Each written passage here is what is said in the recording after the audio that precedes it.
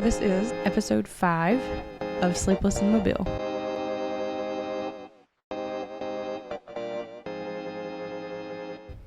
I swear, I never thought we'd make it past 2 or 3. You doing all right? Yeah, it's 11:56 p.m. That's why we call this Sleepless in Mobile. I'm on night shift, so technically this is like... Normal for you. Yeah, this is lunchtime for me. This is not normal for me. I mean, it kind of is because I'm a night owl. Are you more creative at night? Yes. Why? I don't know.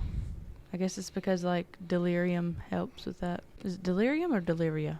I say words wrong all the time, so I have to ask. And then if I don't ask, I really don't know that it's wrong, so... And sometimes she confuses me. I'm like, wait a minute. Then I have to use the word in a sentence. I sound like one of them little kids at the spelling bee. Can you use it in a sentence? So today we're taking a deep dive, a hard look into Liz's creativity. And that's scary for me because I'm the person that kind of likes to be in the background, not really be focused on.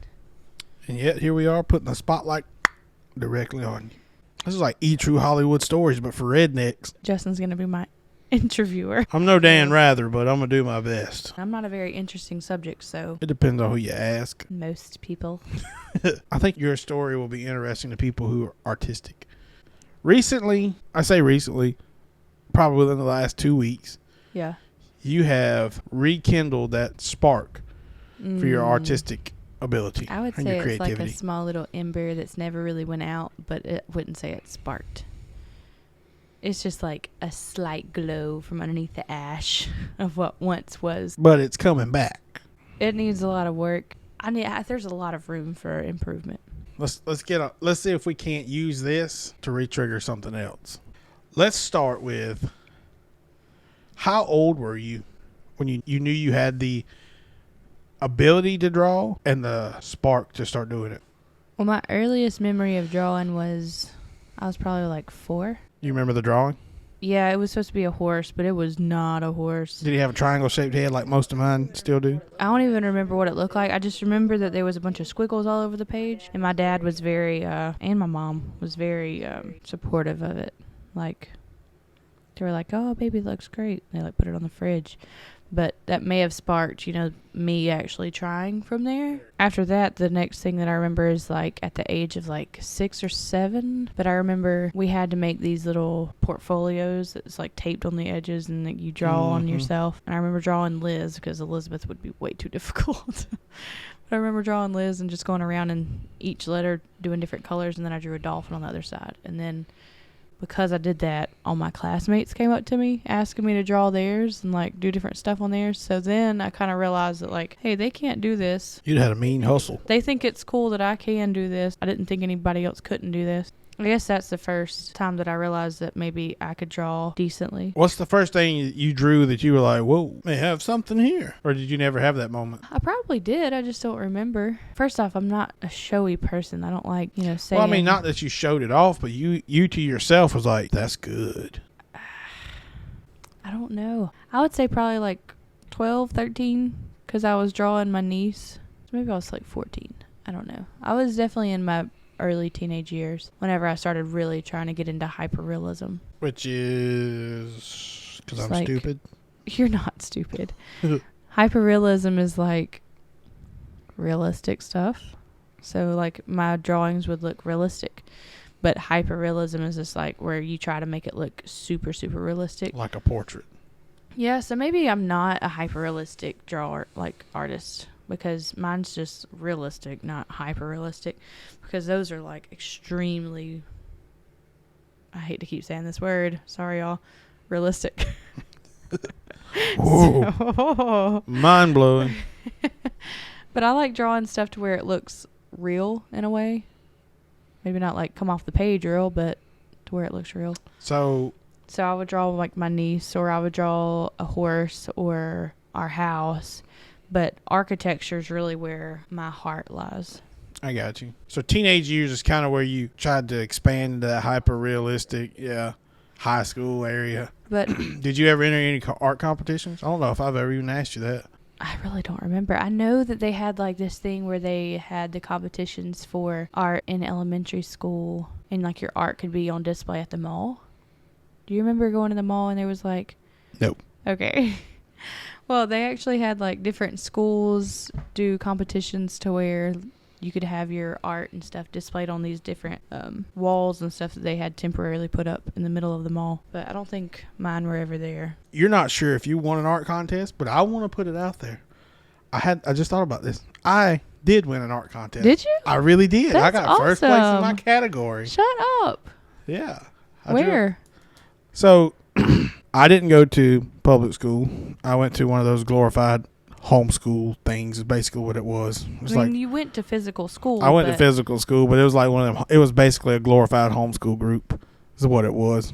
It was actually where our public school sent all of the rejects. Yeah. It's a small Christian private school, but it was more or less a glorified group homeschool thing, you know, and then all public school rejects got sent there too. Make a long story short, we had a friend of the school who their kids went to another homeschool group like that, and they got the idea to start doing this little art contest. And I drew a coffee cup, wrote Cup with Joe on it, painted the top black, and had some steam coming out of it, and I won first place. That's awesome. So we can get back to your loser life because you never won an art contest and you can draw better than me. So I didn't really think to put myself in a contest. I don't know. I just didn't care about it like probably why God didn't give me that great talent. So he was like, I wouldn't be able to rein this kid back in. I did try to do. So do you remember the TV commercial where it was like, can you draw? We'll send you this packet and like you draw this and like you send it back to us and you might be like admitted to our like art school or whatever it was. I remember that. And it was like a bear or whatever. Mm-hmm.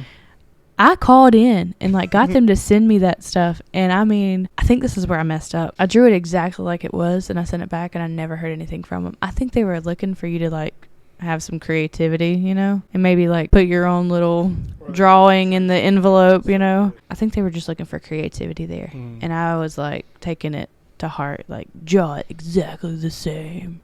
Yeah, the only thing we ever got off TV when I was a kid for art was the thing you slid the paper in on one side, the light shined through it, and it lit up on the other side, and you could trace it.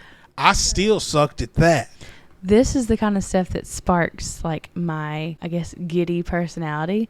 Is creativity in other ways than drawing and painting. It's literally just creativity in general. I know that sounds very confusing. So for instance, my cousin Caitlin, whenever she was in college, she went for speech pathology and she had to make a 3D mouth and it had to actually open and shut, like the jaw actually had to work. And what she had was a sphere of foam or like styrofoam, whatever it was called. I don't know what it's called. It's like what you use for florists, like vases and stuff. And she did all the work. Like she made it look like a face. She had the teeth in there for the like marshmallows. It was really cool. But she needed help because she needed the jaw to work. She didn't know like what to do. And like my brain just like fired. And I mean, when that kind of stuff happens, I get so many endorphins throughout my body. Dopamine release. Yes, I'm just like, ooh, yes. I have it. And so I like jumped up. I ran to the bathroom and I came back and she was like, what do you have? And I had a hair claw and I clamped that into that foam. And so from the back, you could just like squeeze the claw and it made the mouth open. And like that kind of stuff just like gets me every time. I love that kind of creativity. That's what my brain is just like, let's do this.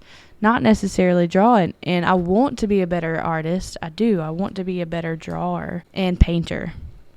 Like I see all these different accounts and stuff on Facebook and Instagram.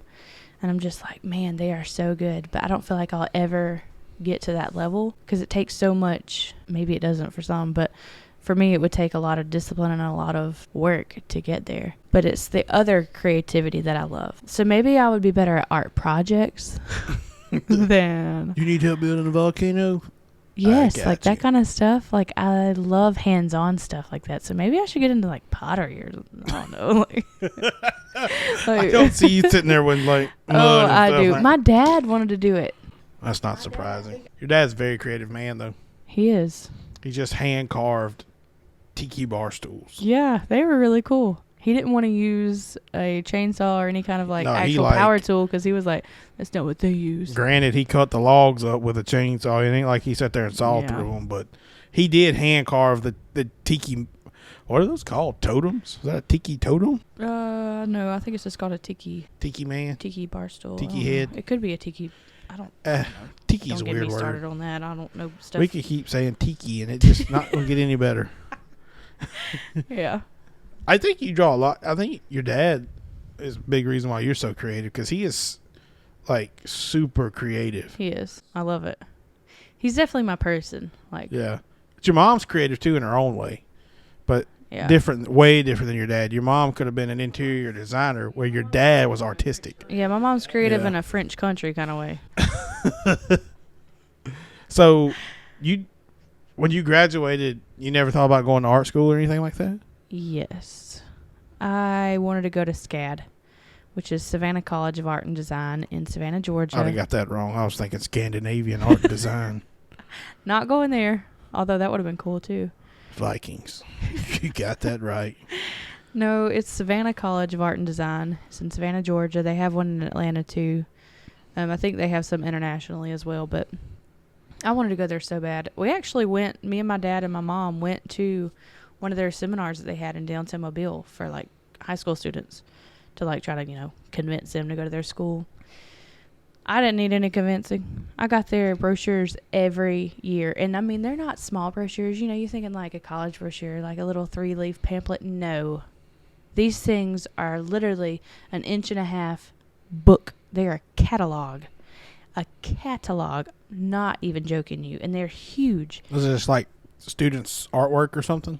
Yeah, so it has every single kind of course that they carry. So it has like, animation, claymation. It has it just has any kind of art that you can possibly think of. Web design, gaming systems, like anything you can think of that has to do with creativity, they offer it there.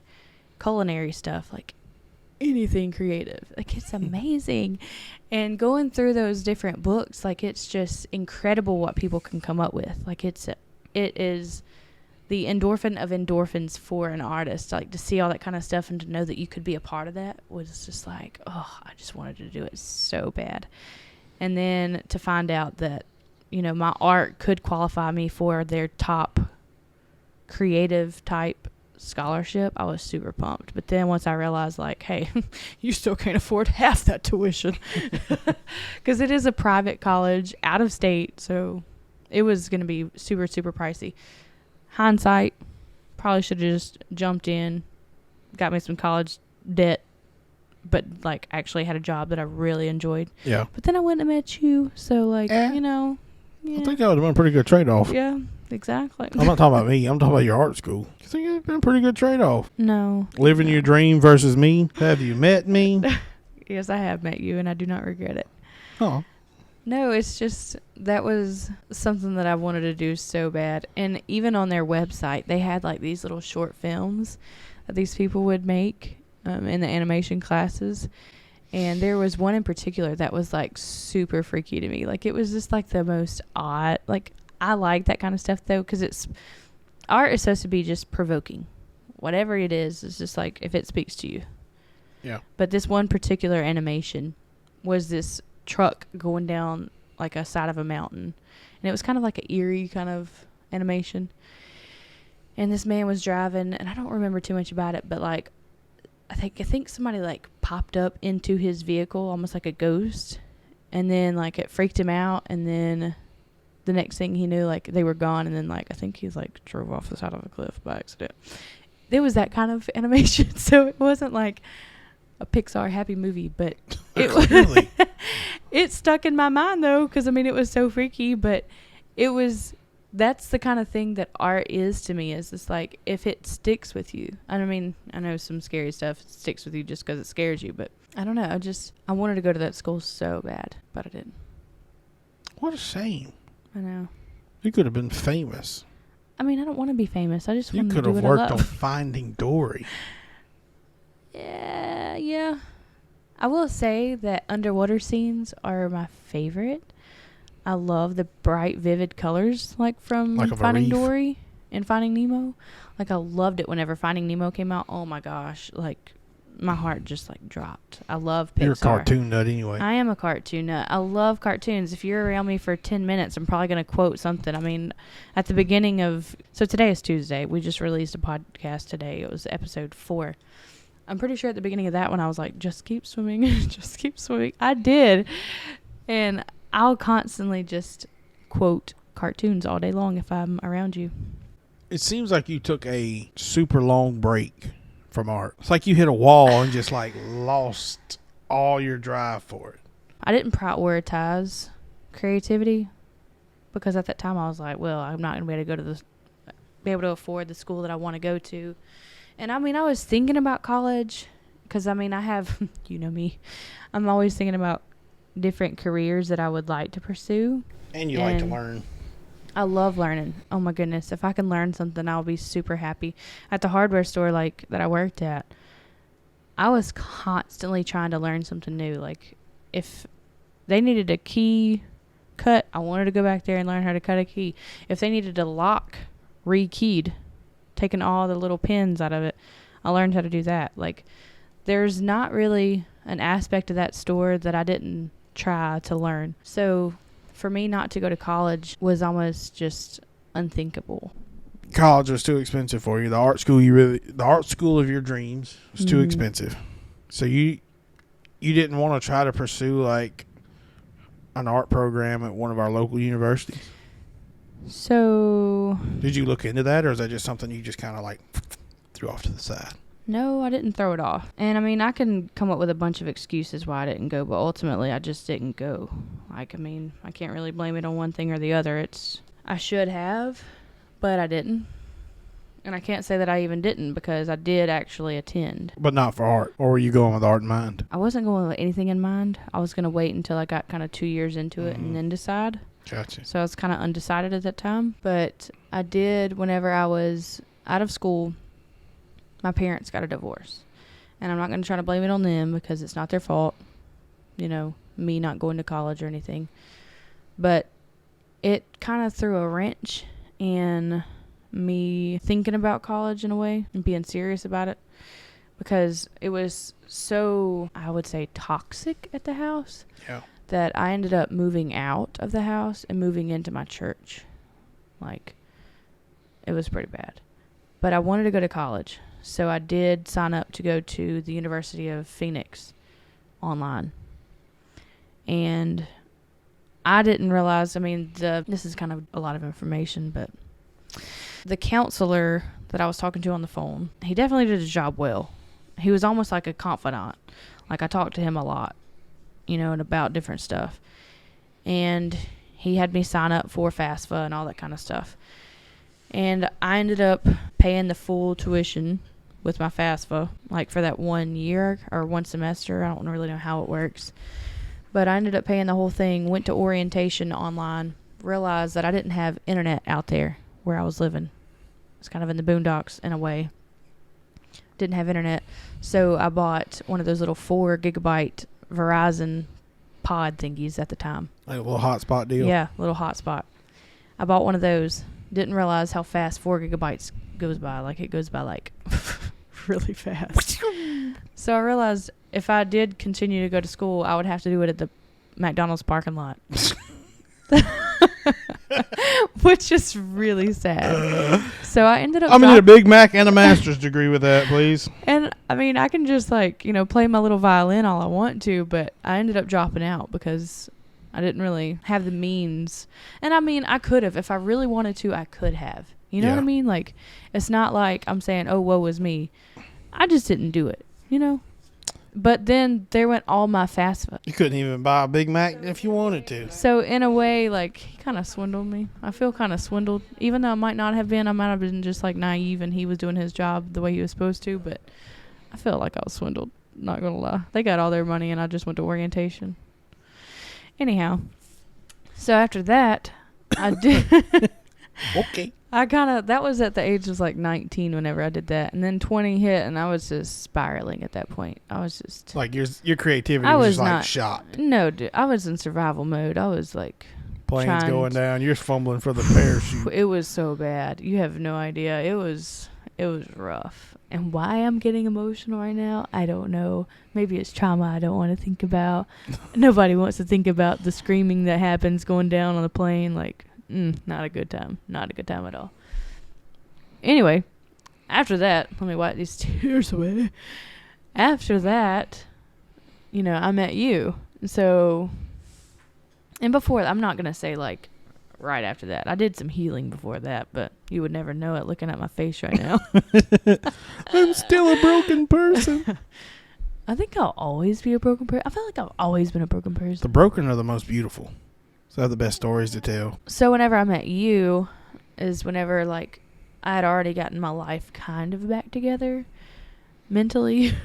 Definitely not in any other capacity. Like I was living with my mom at my grandfather's house. Like not a good time. Not a good time. I'm appreciative of the fact that he allowed us to stay there. Yeah. I'm not going to, just discredit him 100%. Right, and it was not a good time at all. But then me and you got married, and life kind of just settled down. Like, my plane leveled back out. So now I just feel like I'm safe, so I can come out of my shell more. You know what I mean? Does that make any sense? Yeah, a little bit.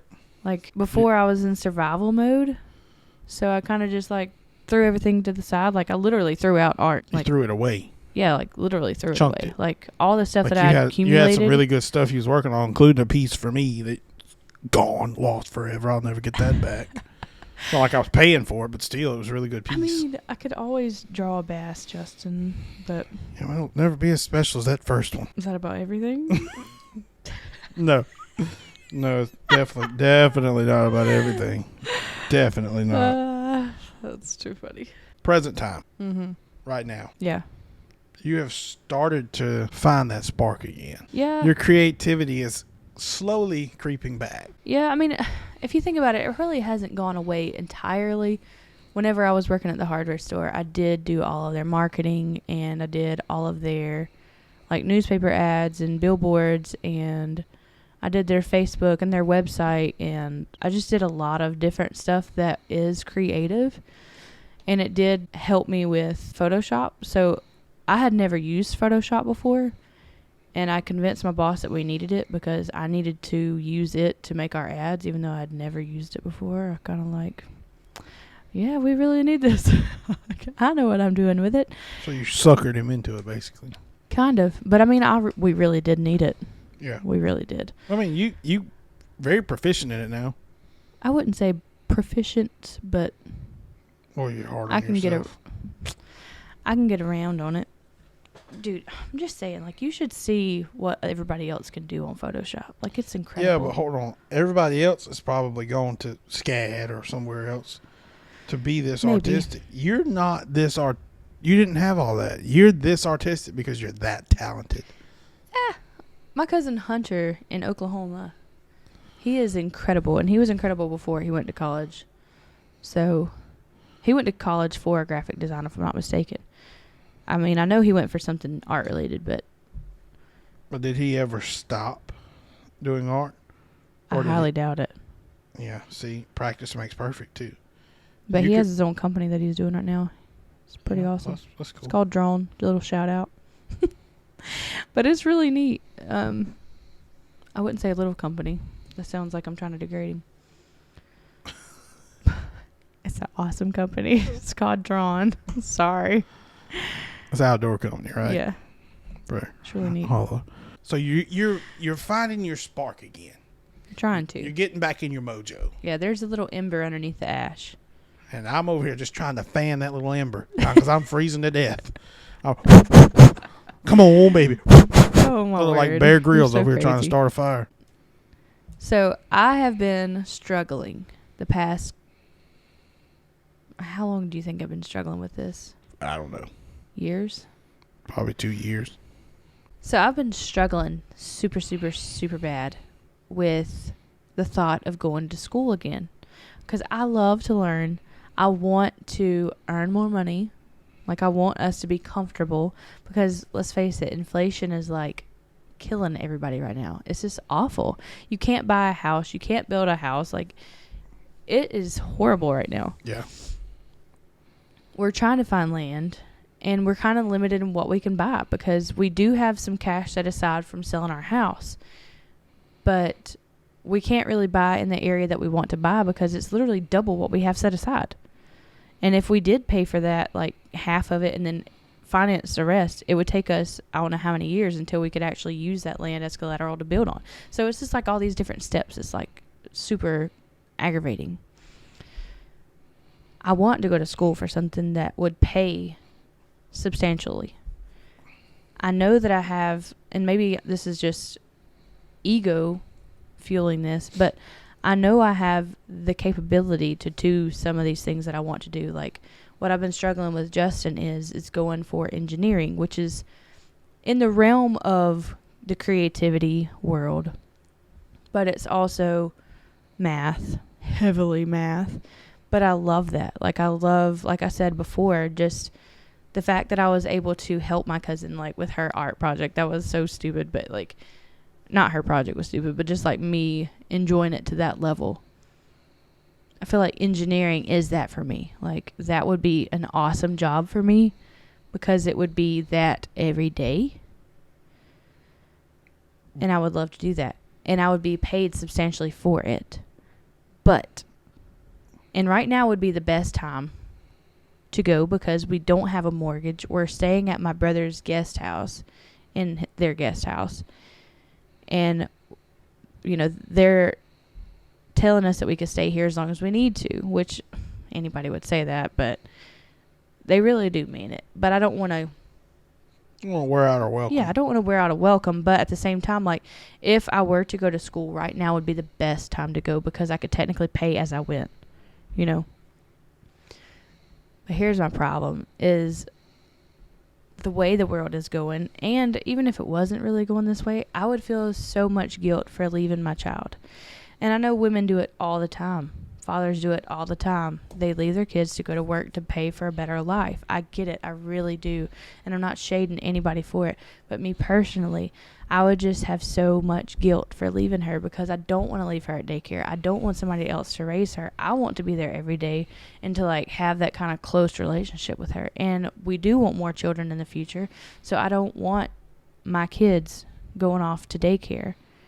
But I do also understand that eventually they'll be in school. So I'll have that time to actually be at work. So it shouldn't really affect anything with our, you know, family dynamic. But right now it would. So what do? Do I like wait? But then at that time it won't be, you know, feasible per se. So it's been this whole struggle of mine that I'm facing internally. It's like a battle between, do I go because I want more money for us, or do I stay because my kids would really need me and want me here? And it's this whole maternal battle versus, I mean, I wouldn't say it's my ego, but there's always been that part of me that says I want to go to school. I want to go to college. I want a degree. I want a career. But then now that I'm a mother, it's killing me to think about leaving them. Like, I do not want to do it. I do not want somebody else to raise them. So what do? Do I wait? But then waiting would even prolong it even more. And who knows that it would even be feasible then. So I've had this internal struggle this whole time. And every time I ask Justin, like, hey, what do you think about me going for this? What do you think about me going for this? And he's like, well, I just really don't see you doing that. I would go off the handle on him, just like crying and all this kind of stuff. Like, I just don't feel like you're supportive. I don't feel like you really want me to go to school. And he's like, it's not that I don't want you to go to school. It's just I don't see, 4 years in college. And I mean, it was some of the fact that you were saying that it was like a 4-year degree.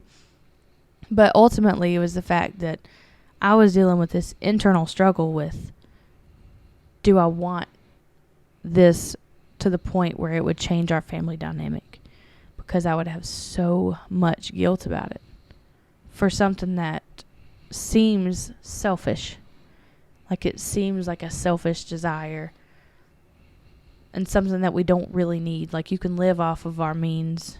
It's just super tight. Yeah. And I don't like being tight. I grew up in a carpenter's home where it was feast and famine. So I don't like that. But at the same time, it's doable. I know that was a really long tangent. Well, not. But I was basically trying to say, it's not Justin's fault that I'm not. I was about to say I don't want to keep harping on this, but did you clear this up with whoever you told this to? I Because told it to Brian and Jamie the other day at work. I'm sorry. And it's almost embarrassing for me to be like, I'm not going to school because I want to be a mom. Like it's like it has like a stigma almost. Like, okay, you know what? And maybe this is going to be beneficial to somebody. Maybe it just making me feel like the ultimate fool because I feel like it right now.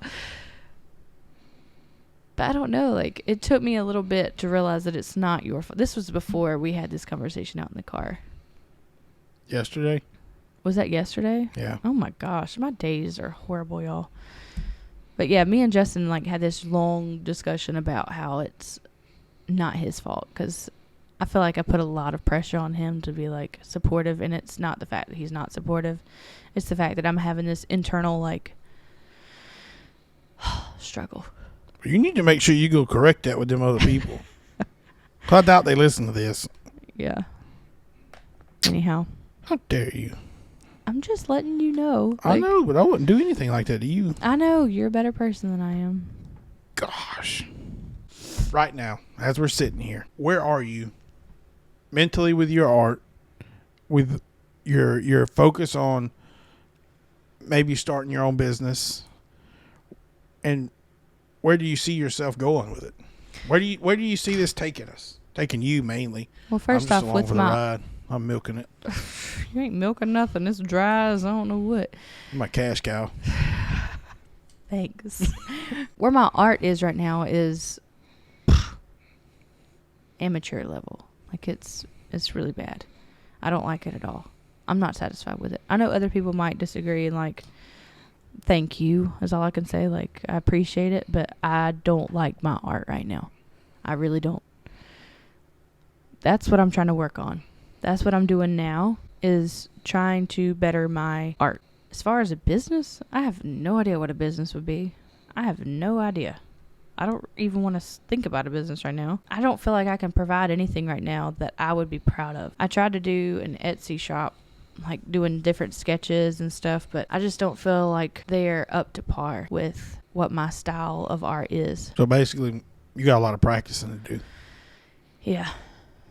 You've been doing some work. You've been doing some. I have, and you done a painting the other day that was, I won't say it's but I will say that it's the best thing I've seen you do in a long time. And you just done it off a whim. Definitely not my best work. Hold on. But you done it off a whim, and I showed it to some people, and they were like, look at that. They thought it was amazing. And that goes back to, like I said, you're not average with your talent. You have above average talent, regardless of what you say. It's not where I want it to be. So I don't like it at all. I showed it to somebody. I showed it to my friend Austin. Super artistic, super creative fellow his own self. He can draw really well. He's listening right now. Yeah, he's listening. He listens on YouTube. Can you hear me, Austin? He's a truck driver, so he's probably got blared through his radio. If you can hear me, buddy, I'm talking about you. Let's make it weird for him. So weird. Oh, my word. That's Look, so he weird. and I, when we get together, like when we were in school, we were some of the most creative people.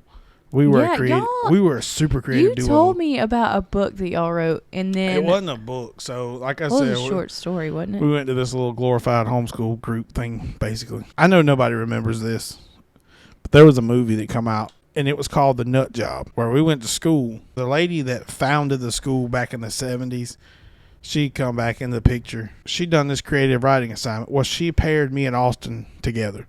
Had no idea that everybody else was a dud. And we were like the two most creative people So there. glad you're humble. Well, I'm just saying, if you only knew, we got all the public school rejects. He and I paired up together, wrote this short story, basically about this family of squirrels lost their nuts. Their oak tree went dry. They lost all their acorns. They went on a world mission around the world to try to find some new oak trees to plant, new acorns to bring back, grow new oak trees. We wrote this whole elaborate story. Won the contest by a long shot. I mean by a lot. It wasn't even close. We slaughtered this competition. A year later, they make the movie The Nut Job. Pretty much the same storyline. Exactly the same. Somebody was watching us with satellites. Stole our story. Stole our story. That's so frustrating. I ain't seen a dime off of that movie. I'm like Forrest Gump. I ain't seen a penny of that movie. Now, I do remember in high school, we had a creative writing assignment. And any kind of writing assignment is so much fun to me. I'm not good at grammar. You can probably tell from this podcast. I'm not good at a lot of different stuff like that. I read tarantula as tarantula. Like, there's so much wrong with me. But when it comes to creative writing, I love it. I love it so much. So I did this story about, because I lived across the street from a Baptist camp. And a funeral home. Well, that was in my backyard. Yeah. I had joyous kids in my front yard and dead people in my backyard. Anyhow. Talk about stuff with nightmares. Yeah. Maybe that's why I'm jacked up. Anyhow. I wrote this creative story about me playing in the woods across the street. And the woods were basically alive. And because it was Camp Whispering Pines. The pine trees were basically whispering to me, but it was really the wind going through the pine trees because it was Whispering Pines. It was the name of the place. It felt so whimsical, and I loved it. The way that I love to creative write is to play music, like the kind of music that I love. Enchantment? Yeah, I guess like enchanted music? Yeah, like enchanting like music. Elven music, like from Lord of the Rings? Yeah, kind of. Exactly. See there? Exactly. You're not creative as I am. Shut up. Think about that kind of music, and that's what I was listening to while I was writing this. So it was so neat. Well, my teacher was like, "Did you write this?" And I was like, "Yeah." She was like, "This is really good." I was like, "Thank you." Wouldn't have beat mine an awesome squirrel story. I'll tell you that much. That all to say, different kinds of creativity is flourishing in me, but drawing is not. So that's the one that I'm trying to work on. But maybe I shouldn't, because these other ones are kind of I've been wanting to write a book for so long. Why don't you? What's stopping you? Cut out an hour a day. I have thought about doing a children's book. Children's books are just so simple. Maybe that's where the difficulty lies, is that they're just so simple. I just don't think they'd be difficult to write. Maybe that's why Books A Million is I think it's like anything. Out children's books. It's like this podcast for me. It's getting started on something. Finding something to talk about. Yeah, that's the hardest and part. Getting it rolling. Yeah. Once I figure out something to talk about and I can roll with it, yeah, then my creative juices start flowing. I just have to find that catalyst. Creativity. I love creativity. I mean, just being able to use your brain and just come up with something that nobody's expecting. It's so much fun. But it's just drawing is not it for me. It's just not. That's why That's crazy to me because you're good at it. But I know you don't think you're that good, but you're really good at it. You're good at it. I think I'm good enough to be able to use it for other purposes. Like maybe artwork in a children's book. Or every time I tested in high school career-wise, it always said that I was an exhibit designer. And it's true. I would love to set up exhibits. Would love it. But that's not drawing. But you know what is drawing? The draft to show my manager. You know what I'm saying? The fact that I can draw doesn't mean that I should draw and sell drawings. Yeah. But it would go hand in hand with other creative things that I would love to do. So I'm over here beating myself up that I'm not as good as other people, but maybe it's not because that was what I was meant to do. I was meant to do something else creative. But drawing, it would just help in Look that at aid. us figuring stuff out. It only took 2 hours. I should have been a therapist. Oh, hush. You're over there doodling. You're drawing more than I do. You don't think therapists are really taking notes over there, do you? When they're sitting there yeah, keep talking. No, I'm just No, saying, they're drawing that little square. We're talking about me drawing over here, and you draw more than I do. Let's wrap it up before we get engulfed in this rabbit hole. We don't want the earth to cave in on us. Yeah. Did I say earth? Look, there's I no meant to say telling what earth. I've said in this entire thing. I say stuff stupid all the time. At least twice a day. No, it's more than that. I'll give you it's twice. like once every other sentence. It ain't that bad. No, twice a day. You gonna say something stupid twice a day. I guarantee you the angel that's writing down like what we say, it's just like, I need another stenography typewriter for this girl. I keep wearing this one key out because I'm hitting the back key. Did you spell this wrong or did she say it wrong? I have scrolls in the Scroll Hall of Fame. The angel's like, I'm not sure. We're just going to roll with it. We'll get her to interpret when she gets up here. It's like ancient Hebrew. This has been a good deep dive on you and your artistic side. It wasn't as bad as I thought it would be. Well, I'm closing this show out. Don't you interrupt me. I'm sorry. Thank you, fine listeners, for listening to us and putting up with us for another week. We really appreciate it. You got anything you want to say now? I hope I didn't bore them to death. I feel so monotoned. I'm so sorry, y'all.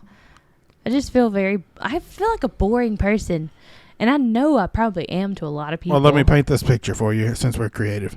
She's in a big hoodie. Thanks, babe. Pajama pants. She had socks on. I did negotiate her to take the socks off, but she gets too comfortable for these things. I like being cozy. She's it was way cold too in here. comfortable. But anyway, figured I should paint that picture. But my hair looks nice. Your hair does look nice. Hey. We out of here. See y'all. Bye.